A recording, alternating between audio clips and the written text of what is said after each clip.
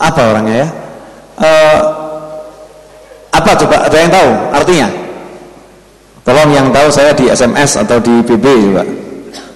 Ya, humble. Jadi Rasulullah itu sangat apa ya? Andam asor ya. Begitu lemah lembut, nyantai, ya canda gitu ya, canda tapi wibawa gitu. Tapi wibawa.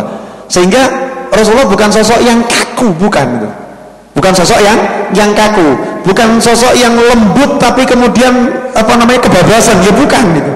Jadi sosok yang betul-betul ya luar biasa, udah ngomongnya susah ketemu manusia seperti itu kan nggak ada ya, seperti beliau SAW ya, benar-benar sudah pokoknya tol gitu. Makanya Allah mengatakan wa innaka la'ala khuluqin adzim. Contoh canda Rasulullah SAW ya, walaupun Rasul itu serba serius. Coba ini bayangkan kalau Anda yang mengalaminya. Kemarin Rabu sore saya pengajian ibu-ibu, saya sampaikan ya, babnya bab canda Rasulullah SAW. Datang seorang wanita tua, kita udah sering dengar, nenek-nenek, dengan serius penuh harap, pengen ngerti Kanjeng Nabi, saya nanti tempatnya di surga atau di neraka. Serius gak nih tanyanya nih? Tanya serius. Nabi jawabnya, Bu, di surga gak ada orang tua, Bu.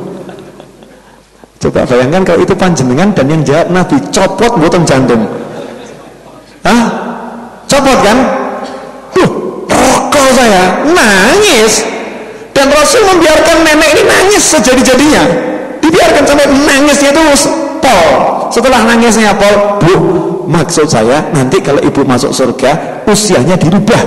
Di surga itu nggak ada orang tua. Semua yang masuk surga umurnya jadi 33 tahun. Ini canda atau nggak canda ini? Canda. Kira-kira canda kelas berat atau kelas ringan? Kelas berat kan? Jadi ya Rasulullah bercanda dengan sahabatnya. Kemudian canda yang sifatnya perbuatan. Coba lihat cucu beliau SAW, Sayyidina Hasan dan Husain radhiyallahu taala anhuma, lagi bermain di jalanan sama teman-temannya ya, di jalanan sama teman-temannya di pinggir jalan biasa, anak-anak dewasa itu. Nah, dulu kan belum ada mobil ya, paling kuda onta gitu kan. Nah, dalam kota juga sopan-sopan yang naik kuda, yang naik onta. Nah, ini lagi main di pinggir jalan, Rasulullah SAW lagi jalan bersama para sahabat. Lihat ada cucunya lagi main-main. Rasul berkata, udah kalian silahkan lanjutkan perjalanan dulu, saya mau main sama cucu saya. Ini di luar, di pinggir jalan. Rasul lari, merentangkan tangannya, kemudian lari ke arah cucunya. Ketika pas ketemu cucunya, Rasul menubruk cucunya, tapi tubrukannya nggak dikenakan gitu ya, dimelesetkan. Aduh, nggak kena. Cucunya lari ke sana ketawa, dikejar lagi. Waduh, nggak kena. Terus gitu, waduh, nggak kena. Udah puas cucunya ketawa-ketawa, Rasul kemudian menubruknya, dikenakan, diciumin, dipeluk erat. Ya Allah, aku cinta pada kedua orang ini, anak cucuku ini. Tolong cintai orang yang mencintai keduanya. Nah, ini canda juga kan? Canda. Nah, sekarang yang begitu masih banyak nggak? Bukan cuma satunya, bukan cuma kakek loh. Ini kakek dan derajatnya sangat tinggi. Pulang ke rumah dengan Hasan dan Husain, Rasul berpura-pura jadi seekor hewan tunggangan. Cucunya suruh naik, saya adalah tunggangan yang terbaik dan kalian sebaik-baik penunggang tunggangan. Kemudian Rasul merangkak, ibaratnya seekor hewan tunggangan dengan cucunya. Nah, apa ada yang seperti itu masih banyak? Hah? Yang sama cucunya sampai mau, ini bukan kakek biasa loh ya, tingkatannya bukan lagi presiden ini ya, bukan presiden. Ini kalau orang biasa mungkin ini yang tingkatannya udah luar biasa, waktunya untuk orang banyak, masih mengatakan menyempatkan waktu buat cucunya. Kalau orang sekarang, saya nggak punya waktu, kakek sibuk, dah sama nenek sana. Ya, dah sama nenek sana. Wah, ini dan tapi Rasul menyempatkan dirinya. Inilah canda Rasul. Kemudian Ahlul Bait. Ya, Ahlul Bait adalah keluarga Nabi Muhammad SAW. Ahlul Bait ini punya banyak arti. Ya, di makom zakat, urusan zakat, Ahlul Bait artinya tersendiri, ya kan? Tapi secara umum Ahlul Bait adalah keluarganya Nabi Muhammad SAW, yaitu istri-istri beliau, ya. Kemudian mertua beliau, kemudian menantu beliau, anak keturunan beliau. Ini masuk dalam kelompok Ahlul Bait. Nah, itu yang bisa saya jawab. Yang lain, Mas Agus, ibu-ibu ada yang mau nanya nggak, Bu? Ada, Tip. Oh, sebentar, ibu-ibu dulu Mas Agus, silahkan, Bu. Assalamualaikum warahmatullahi wabarakatuh. Waalaikumsalam warahmatullahi wabarakatuh. Dua ibu ya Bu, satu. Ini tentang muadzin. Saya tadi jadi ingat beberapa waktu yang lalu saya pernah mendengar ini, kalau nggak salah ya, saya lagi ngantuk sih kayaknya. Katanya ada golongan orang yang di akhirat nanti bisa memberikan syafaat selain Rasulullah. Jadi manusia biasa, diantaranya muadzin. Nah, kalau itu benar, masih adakah golongan umat yang lain, manusia biasa yang bisa memberikan syafaat ke umat yang lain gitu lebih nyentulung matenun. Assalamualaikum. Waalaikumsalam warahmatullahi wabarakatuh. Silakan pertanyaan sekalian buat yang lain. Baru jam 10:30 lewat 10 kok. Baru. Sudah terasa capek belum? Belum. Asik. Ya. Assalamualaikum, Beb. Waalaikumsalam warahmatullahi wabarakatuh. Maaf, ini suaranya agak jelek, nggak bagus. Ini dari Boyolali. Oh, ya, silakan, Bu. Mursidah. Oh, Bu Mursidah, silakan, Bu. Ini tadi Habib menerangkan masalah salam dan jabat tangan. Ini saya pengalaman sendiri untuk menanyakan pada Habib, karena ini termasuk pengalaman kami di keluarga kami. Ini pada waktu saya berjabat tangan atau mau jabat tangan dengan kakak saya, sebelum menjalankan ibadah haji, itu dianya atau beliaunya itu mau mengeluarkan tangannya. Kemudian setelah kondur haji, itu kok beliaunya itu tidak mau untuk berjabat tangan dengan kami. Padahal saya sudah terlanjur mengangkat tangan dan istilahnya itu sudah terlanjur mengeluarkan tangan pada beliau itu. Tapi dia malah mengangkat tangan untuk apa? Istilahnya itu seperti orang nyembah itu. Iya, pertanyaan saya satu. Itu kakak kandung atau kakak ipar? Kakak, istilahnya ya masih muhrim lah. Itu bapak saya itu masih saudara kandung dengan bapak ya. Muhrim, masih ya? Saudara kandung. Berarti istilahnya sedulur lanang itu loh. Itu gimana yang sepupu dimaksudkan? Oh, sepupu bukan mahram, ya. Ya, ini masih muhrim atau diperbolehkan untuk jabat tangan atau tidak. Kemudian yang kedua, Bib, ini juga masalah yang pelik juga. Mungkin ini masalah bid'ah juga ya, Bibnya. Oh, bid'ah ya. Ini masalah sholat. Sholat itu pada waktu subuh itu kan kita sudah memulai lagi. Padahal waktu dulu juga sudah mulai memakai doa kunut itu ya, Bib ya. Tapi kita dengan keluarga atau dengan bapaknya itu memulai dengan menghafalkan kembali yang sudah lama tidak kita jalankan. Kemudian menghafalkan kembali dan menjalankan, memakai pada waktu sholat subuh memakai doa kunut. Akan tetapi pada waktu bapaknya mengimami di masjid, itu pada waktu azan bapaknya azan dulu, kemudian ini juga masih saudara juga, itu kemudian bapaknya begitu qomat, itu langsung beliaunya masuk ke imaman, dia yang mengimami. Beliaunya sudah tahu kalau bapaknya itu memakai doa kunut kembali ya, itu. Sehingga Mbah Piye ya, kok Pak D saya itu kok enggak pakai doa kunut dan tidak memberi kesempatan pada jamaahnya untuk berdoa kunut itu. Kemudian di rumah setelah sholat subuh pulang, kemudian ya berbincang-bincang dengan bapaknya itu gimana ini untuk memulai kembali itu gimana supaya dia juga tidak tersinggung dan kita juga tidak enak untuk menyinggung Pak D-nya itu. Kemudian dengan jalan bicara dengan bapaknya itu akhirnya kita sekeluarga berjamaah di rumah, Beb, supaya tidak menyinggung beliau juga. Itu diperbolehkan atau enggak? Karena itu kan lebih baik berjamaah di masjid, kan kita berjamaahnya di rumah itu, Beb. Iya, bisa saya tangkap, insyaallah begitu ya. Assalamualaikum warahmatullahi wabarakatuh. Waalaikumsalam warahmatullahi wabarakatuh. Terima kasih banyak. Pertanyaan yang kedua tadi dari Bu Mursidah masalah jabat tangan ya. Jabat tangan kalau dengan wanita yang bukan mahramnya haram. Jadi seorang pria tidak boleh atau seorang wanita berjabat tangan dengan yang lain ya, kecuali dengan mahramnya, misalnya dengan ibunya, dengan kemudian bibinya, ya kan? Tidak apa-apa. Tapi kalau dengan kakak sepupu, nak dulur itu bukan mahram, ya. Walaupun itu anaknya Pak D kan jadi kakak kan ya. Nah, anaknya Pak D itu bukan mahram, anaknya Pak D boleh dinikah. Ya, anaknya Pak D boleh dinikah. Sehingga kalau anaknya Pak D perempuan, kita laki, jabat tangan tidak boleh. Nah terus bagaimana? Ya tadi seperti orang yang cuman say hello itu ya, seperti itu. Nah cuman ada caranya. Kalau kita diajak jabat tangan, kan amar ma'ruf nahi mungkar ya.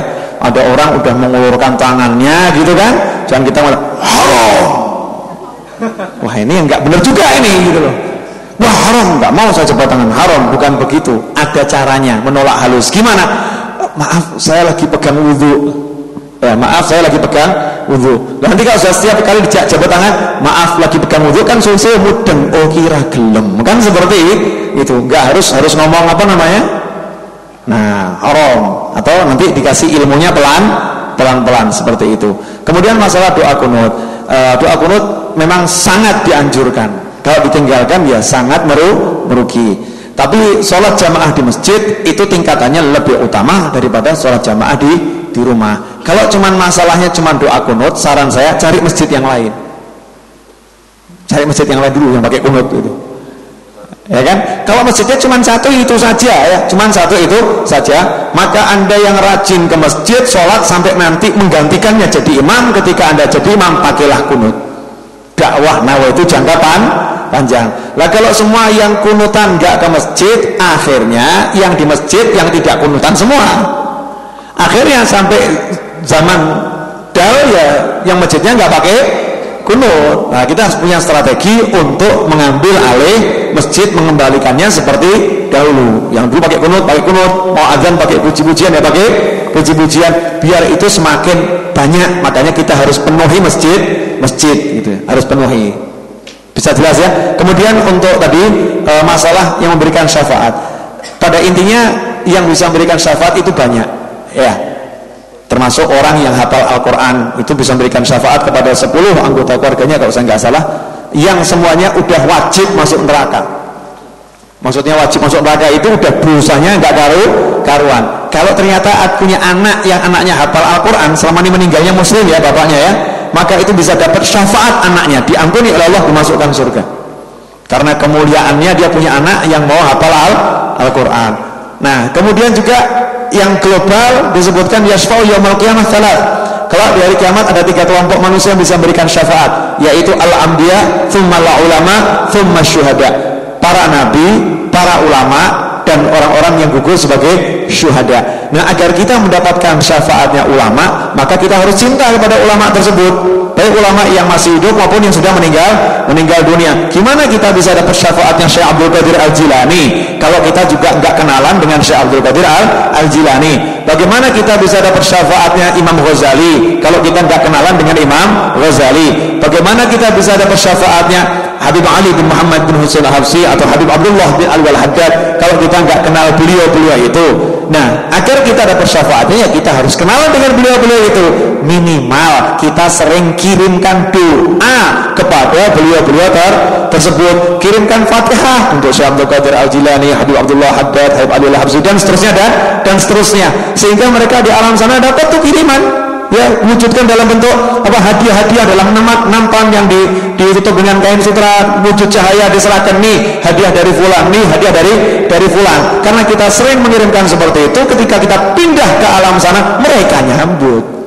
Ya mereka nyambut. Itu untuk ulama. Untuk syuhada, ya pernahkah kita menangis? Kita nangis karena menghargai jasa syuhada.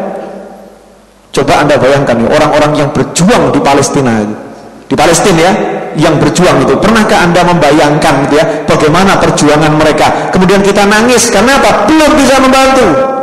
ya beliau bisa membantu, minimal mendoakan syuhada yang benar-benar berjuang di jalan Allah ya, melawan orang-orang yang dengan kekerasan, siapapun orangnya dengan kekerasan mau menghancurkan Islam, mereka yang berjuang, kita doakan mereka. Kalau kita sering mendoakan syuhada, nanti kita juga akan dapat syafaatnya para syuhada. Makanya kan itu ada sholawat badar kan, bi ahlil badri ya Allah, itu kan sering minta syafaatnya ahli badar. Lah insyaallah ahli badar kan syuhada semua. Kalau kita sering minta syafaatnya ahli badar, ahli Uhud dan lain sebagainya, ya insyaallah nanti kita dapat syafaat beliau itu di alam sana. Demikian. Terakhir ya, silakan Mbak yang belakangnya. Kalah cepat. Ada mic-nya di situ. Assalamualaikum warahmatullahi wabarakatuh. Waalaikumsalam warahmatullahi wabarakatuh. Mohon pertanyaan. Yang pertama mengenai tentang salam. Saya berusaha untuk melakukan sunnah Rasul, mendahului salam terlebih dahulu. Tetapi manakala ketika menerima telepon, saya yang kalimat yang pertama saya ucapkan adalah salam. Ternyata yang menerima itu non Muslim. Ini bagaimana hukumnya? Kemudian yang kedua, tentang doa selepas sholat secara berjamaah dan dilakukan dengan keras atau jahar. Saya pernah ditegur oleh sahabat-sahabat yang begitu-begitu, yang bukan begini artinya. Oh iya, yang bukan begini, yang begitu-begitu. Iya. Tapi sahabat ya? Iya, sahabat. Alhamdulillah. Bersahabat. Beliau mengatakan, opo ngaji murung tekan surah itu ayat 55 wacanen. Kowe ora terus dikirkan di banter. Begitu kira-kira. Kemudian yang ketiga, bagaimana sikap kita terhadap imam yang bacaan Qur'annya terus bagaimana sikap kita yang bacaan imamnya itu justru lebih fasih dari makmumnya, manakala itu imam selalu memposisikan diri seperti ibu tadi. Jadi beliaunya itu selalu memposisikan diri sebagai imam, padahal jamaah semuanya tahu bahwa imam tersebut nun sewu bahkan tidak bisa baca Quran. Bagaimana sikap kita? Terima kasih, Bib. Assalamualaikum warahmatullahi wabarakatuh. Insyaallah saya masih ingat ya, sambil lari-lari tadi.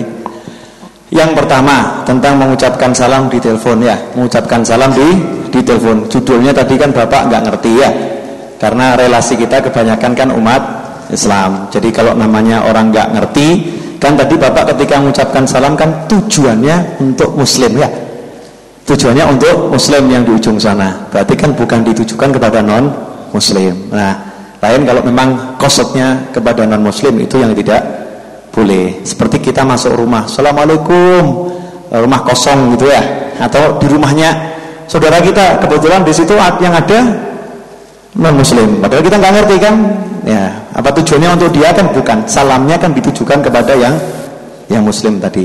Kemudian yang kedua masalah jahar berzikir ya, berzikir dengan suara keras dalam buku Ahlul Bid'ah Hasanah ini. Yang pertama insya Allah udah saya bahas ya, insya Allah udah saya bahas, maka tadi saya ambilkan buku ini. Kalau saya tidak salah di sini atau di mana dalilnya, yang pertama itu sudah saya bahas masalah berzikir dengan suara keras. Coba saya cari dulu ya. Halaman 61. Di halaman 61 Ahlul Bid'ah Hasanah. Di situ tentang bahasan bagaimana berzikir jamaah dan dengan suara keras. Dikatakan oleh Sayyidina Abdullah bin Abbas tuh hadis ya radhiyallahu anhu, anna raf'a sauti bi dzikri hina yansarifun nas minal maktubah kana ala ahdi Nabi sallallahu alaihi wasallam ya. Sesungguhnya zikir dengan suara keras setelah sholat wajib, setelah selesai sholat wajib adalah biasa dilakukan pada masa Rasulullah SAW. Ini yang ngomong adalah sepupunya Nabi Muhammad SAW. Kira-kira sahabat panjenengan sama sepupu Nabi pinter mana? Ya, apakah sepupu Nabi ngajinya kurang pinter? Padahal sepupu Nabi ini yang dapat doa dari Nabi, Allahumma faqihu fiddin wa alimhu ta'wil. Ya Allah, jadikan dia orang yang sangat paham agama dan bisa menguasai ilmu tafsir Al-Quran yang sampai tingkatan ta'wil. Karena tafsir Al-Quran itu ada dua tafsir, ada ta'wil. Kalau tafsir itu yaitu mengartikan Al-Quran secara zahir saja, ya, tafsir zahir. Kalau ta'wil udah sampai pada arti-arti yang tersembunyi di balik ayat-ayat Al-Quran. Mungkin ada banyak ini di sini sudah saya bahas sampai sekian banyak hadis, dan termasuk hadis-hadis yang kadang digunakan untuk membantah zikir dengan suara keras gitu ya. Ini yang sering dipakai. Itu Rasulullah pernah dalam perjalanan sahabat takbir dengan suara keras kan? Takbir suara keras. Kemudian saat itu Rasulullah menegur, hendaknya kalian sayangi diri kalian. Sungguhnya Allah tidak tuli, kan seperti itu. Nah, ini dipakai tuh kata Rasul, sayangi diri kalian, jangan keras-keras, Allah nggak tuli. Kalian kalau zikir pelan-pelan, nggak usah keras. Nah, ini orang memakai hadis tapi bukan pada tempatnya. Hadis yang ini dipakai, hadis yang lain nggak dipakai. Padahal hadis ini kalau belajar hadis ada namanya asbabul wurudul hadis, sebab turunnya hadis. Hadis ini disampaikan ketika Nabi SAW berjalan bersama pasukan perang dalam sebuah perjalanan untuk menghadapi lawan, menghadapi musuh. Nah, saat itu sahabat dalam perjalanan yang melelahkan zikir dengan suara keras. Itu terjadi dua hal yang membahayakan. Yang pertama, membahayakan kesehatan mereka. Beliau-beliau itu udah capek zikir dengan suara keras, ini kan butuh energi. Ya, maka Rasul karena sayang kepada sahabat, bahasa yang dipakai Rasul, sayangilah diri kalian gitu. Nggak perlu begitu, nggak apa-apa gitu ya. Sayangnya diri kalian. Sayangnya diri kalian ini artinya dua. Untuk keras itu capek karena dalam perjalanan. Yang kedua, karena kalau zikirnya dengan suara keras, itu musuh akan tahu posisi.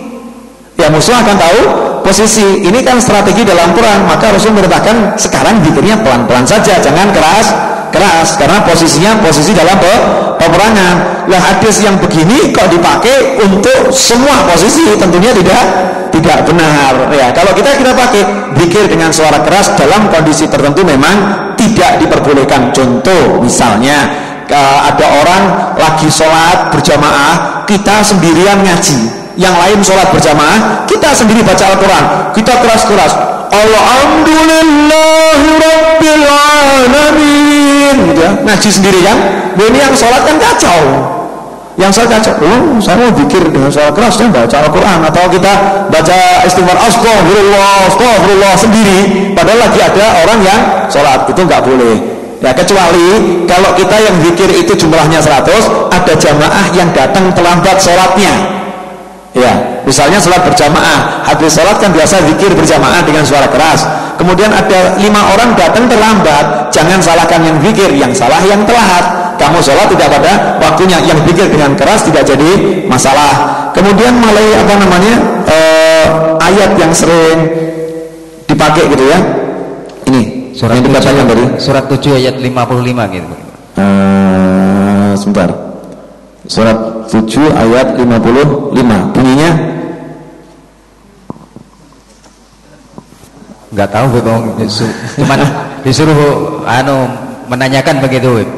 Ya, sebentar.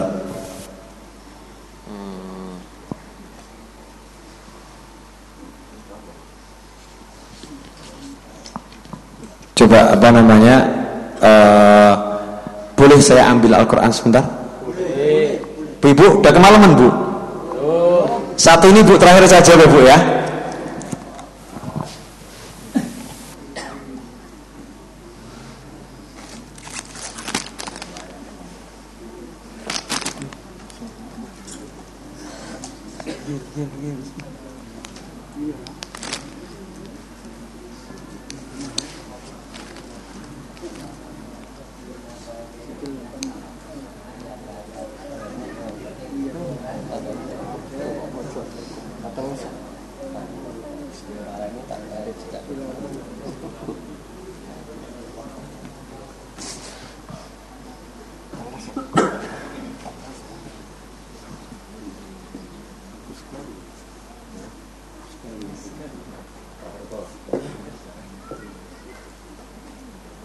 Surat 7 Al-A'raf ya, ayat 55.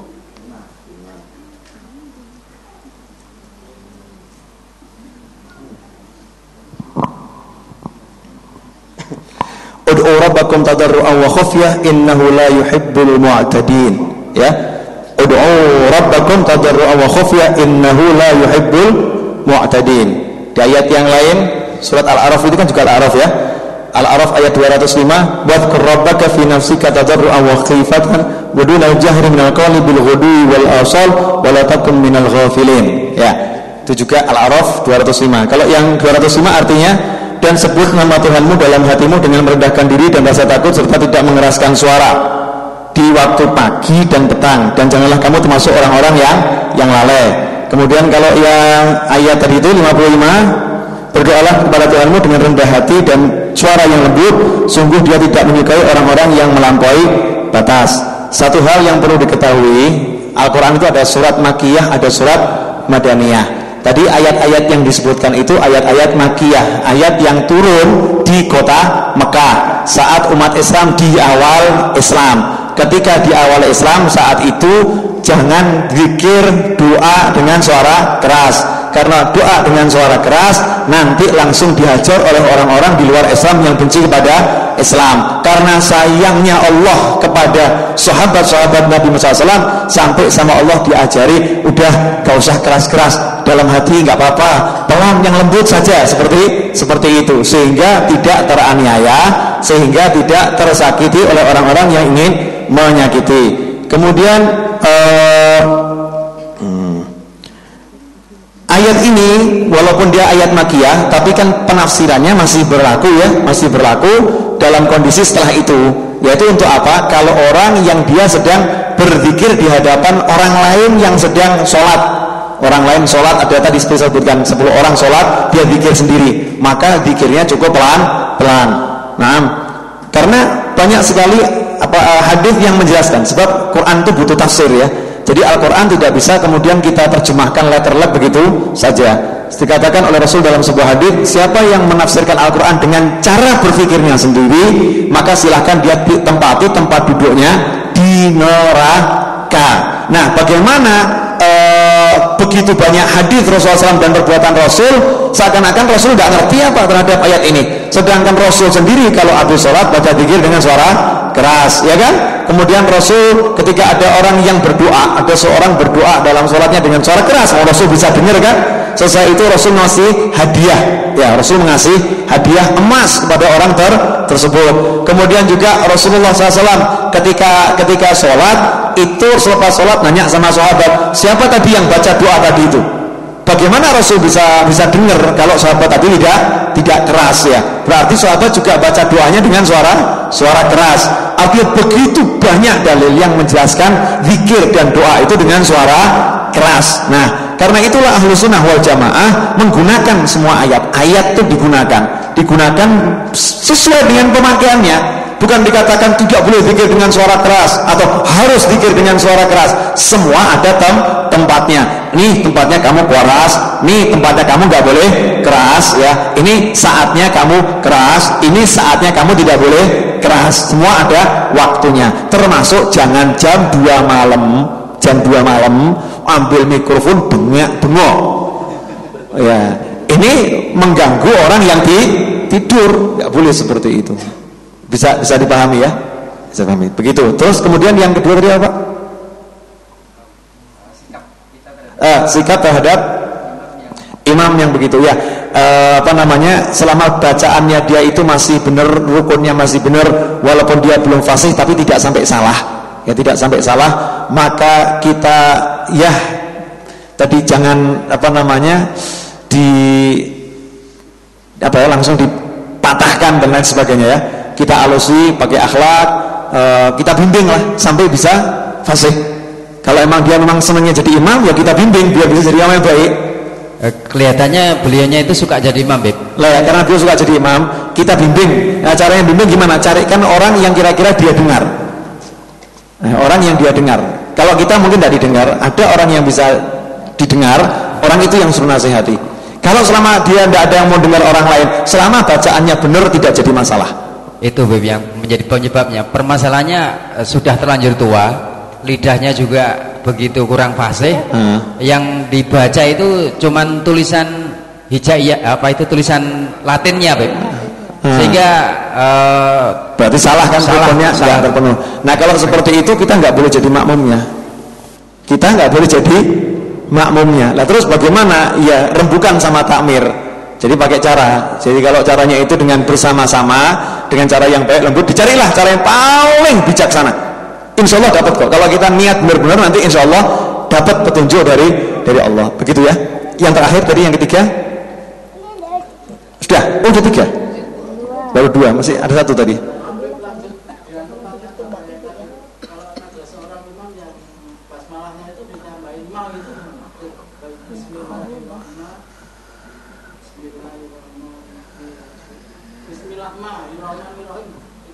Ya, kalau nambah 1 huruf di dalam Al-Quran yang bukan berasal dari Al-Quran, maka itu tidak sah sholatnya. Ya, makmum kalau tahu ada imam yang misalnya imamnya kentut, kira-kira makmumnya tetap jadi imam kentut, tapi imamnya tetap mau jadi imam, terus gimana makmumnya? Ya sholat sendiri, nggak batalkan, makmumnya melanjutkan sholat sendiri. Begitu ya, jelas. Terima kasih bapak-bapak, ibu-ibu. Ini udah jam 11 lewat 5 menit. Kasihan ibu-ibu yang rumahnya jauh. Di samping itu juga saya harus menyelesaikan buku Ahlul Bid'ah Hasanah yang kedua. Insya Allah besok pagi harus masuk percetakan, dan bukunya belum selesai. Ya, bukunya belum selesai karena waktu saya nggarap cuma 3 hari. Ya, cuma 3 hari, tapi insya Allah malam ini akan saya selesaikan. Kemudian ada pengumuman dari saya, Ar-Raudhah akan menyelenggarakan beberapa kegiatan, di antaranya yaitu pembacaan Maulid Nabi di rumah Habib Hashim Al-Hasni. Insya Allah itu pada malam Maulid ya. Jadi kalau nanti di Masjid Riyadh itu pagi Maulid, malam sebelumnya. Ya, kalau paginya hall, malamnya. Nanti akan saya umumkan kalau udah semakin dekat harinya ya. Di sana bacaan Maulid sing tudurar. Kemudian satu lagi acara yang insya Allah manfaat gitu ya. Insya Allah manfaat. Yang kemarin udah saya umumkan ya. Kita akan lakukan bedah buku Ahlul Bid'ah Hasanah yang kedua. Isinya masalah tahlilan dan muji Rasul. Itu gambar covernya udah ada di depan ya. Dari depan. Insya Allah bedah bukunya pada tanggal 18 Maret hari Ahad. Tolong yang di rumah di radio didengarkan, Ahad 18 Maret, jamnya itu jam 9 pagi. Insya Allah jam 1 selesai. Lokasinya, tempatnya di Gedung Arena Sritek. Ya, Gedung Arena Sritek atau dulu yang dikenal dengan Gor Bhinneka. Ya, letaknya di belakang Sriwedari ya. Ya, di belakang Sriwedari atau dekatnya restoran Boga itu ya, dekat situ tuh, dekatnya SD apa atau sekolah ya. Arena Sritek. Waktunya jam 9 pagi. Saya mengharapkan nanti di situ bukan cuma bedah buku, ada juga konser sholawat ya, konser sholawat dengan beberapa munsyid yang berasal dari Jepara dan sekitarnya, dari Kudus, orang-orang yang insya Allah suaranya udah terlatih ya, dan Tabuhan Rebana udah terlatih. Kita akan buat konser, artinya biar orang bisa sholawat itu seperti apa, atau sholawatan itu seperti apa, bukan cuma asal nabuh rebana dan lain sebagainya, biar bisa dinikmati sampai hati terasa itu bagaimana. Insya Allah teman-teman kita akan menampilkan, semuanya gratis ya, semuanya gratis, tinggal datang saja. Yang gak gratis bukunya ya, yang gak gratis bukunya. Insya Allah saya benar-benar mengharapkan teman-teman untuk membeli buku tersebut, karena saya pengen kita ini jadi orang yang gemar membaca, punya landasan. Dan bukunya insya Allah tidak mahal, Rp30.000, itu kurang lebih 150 halaman ya, kurang lebih 150 halaman, Rp30.000. Dari hasil buku itu juga nanti akan kita gunakan untuk kepentingan dakwah. Saya harapkan, saya untuk edisi yang pertama ini cetak 5.000 eksemplar. Saya pengennya sekali acara itu 5.000 habis ya, 5.000 habis. Jadi saya harap satu orang beli 100 ya. Ya enggak guyon gitu ya. Maksud saya yang semangat untuk membeli buku tadi. Karena begini, anggap saja Anda nggak baca. Taruh buku itu di rumah, saya jamin pasti ada yang baca. Entah itu anak, entah itu cucu, entah itu nanti keturunan ketujuh, pasti baca. Ketika Anda niatnya seperti itu, sudah di kuburan 100 tahun kemudian ada yang baca, langsung dapat pahalanya. Kan enak. Jadi warisan yang tidak ada habisnya, dan murah. Buku-buku yang dipasarkan murah, ada buku harga 15.000, ada 20.000, ada 5.000, ada 30.000. Cari buku-buku Ahlus Sunnah wal Jamaah, baca, biar keluarga kita dapat bacaan yang bagus. Ya, kurang lebih seperti itu. Nah, insya Allah nanti sebelum tanggal 18 sebagian dari bukunya udah selesai, mungkin malah Jumat terakhir sebelum tanggal 18. Jadi tanggal 16 ya, Jumat tanggal 16 mungkin insya Allah bukunya udah ada di sini sebagian, sehingga bisa beli dulu di sini. Ya, bisa beli di sini dulu. Insya Allah demikian. Kurang lebihnya saya mohon maaf yang sebesar-besarnya. Untuk pelayanan tadi yang sempat kehujanan, saya minta maaf yang sebesar-besarnya. Semoga majelis ini bisa nyaman ya, bisa nyaman. Saya juga lagi mikir kalau ditutup nanti udaranya juga nggak enak. Jadi ya kadang saya cuma doanya Allahumma tolong hujannya disingkirkan dulu ya. Alhamdulillah selama ini Allah mengabulkan ya, walaupun ada rintik-rintik paling sebentar terus menyingkir, nggak sampai kemudian terus nggak bisa majelis. Demikian ini ada yang titip doa untuk kita semua, yaitu untuk saudara-saudara kita yang tadi sudah menitipkan doanya di sini. Udah walaupun tidak saya sebutkan ya, Anda kan sudah meniatkan. Dan untuk pendengar semua, untuk saudara-saudaranya, keluarganya dan seluruh umat Islam yang lagi sakit, semoga Allah Ta'ala memberikan kesembuhan. Ala hadhihi al-Fatihah. A'udzu billahi minasyaitonir rajim. Bismillahirrahmanirrahim. Alhamdulillahirabbil alamin arrahmanir rahim maliki yaumiddin. Iyyaka na'budu wa iyyaka nasta'in. Ihdinas siratal mustaqim. Shiratal ladzina an'amta 'alaihim ghairil maghdubi 'alaihim waladdallin. Amin. Yang kedua, untuk teman-teman saya khususnya ibunda dari Mas Agung ya, almarhumah yang kemarin 100 harinya, kemudian juga untuk ayahanda mertua ya, mertua dari Dr. Hirmansyah yang kemarin juga 100 harinya wafat, dan juga untuk keluarga kita yang telah meninggal dunia. Semoga dengan berkat doa-doa kita semua oleh Allah Ta'ala dijadikan kuburnya sebagai taman-taman surga, diampuni dosanya, diletakkan bersama para nabi, para siddiqin, para syuhada dan para sholihin. Al-hadiniyah al-Fatihah.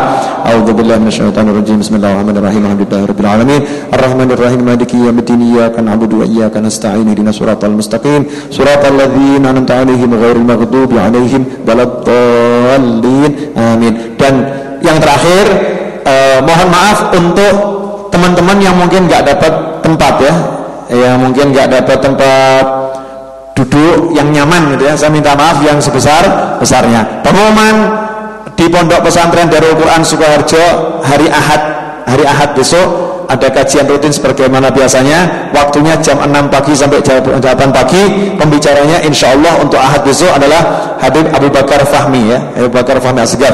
Insya Allah itu yang dapat saya sampaikan. Kurang lebih maaf, mari kita baca doa yang biasa kita baca. Allahumma salli wa sallim ala Sayyidina Muhammadin miftahi babi rahmatillah adada ma fi ilmillah salatan wa salaman daimaini bidawami mulkillah wa ala alihi wa sahbihi. Allahumma ij'al fi ta'atika farahi wa sururi wa fi mardatika jami'a umuri. Allahumma ya alim bihalati wa muttali' ala sarairi wa niyati iqdi jami'a hajati waghfir dhunubi wa sayyiati wa tajawaz an khati'ati wa zallati wa taqabbal jami'a hasanati wa samihni fima madha wa ma ya'ti واكتبني في ديوان ساداتي واسلك بي سبيل نجاتي في حياتي ومماتي. اللهم إني طامع في عطاك راغب في رضاك مستسلم لقضاك فاكتبني من أولياك واسلك بي سبيل هداك وألحقني بأصفياك وصلى الله على محمد وآله وصحبه وسلم. الحمدلله رب العالمين. Humble tadi artinya rendah hati ya, orang yang rendah hati, humble. Makasih.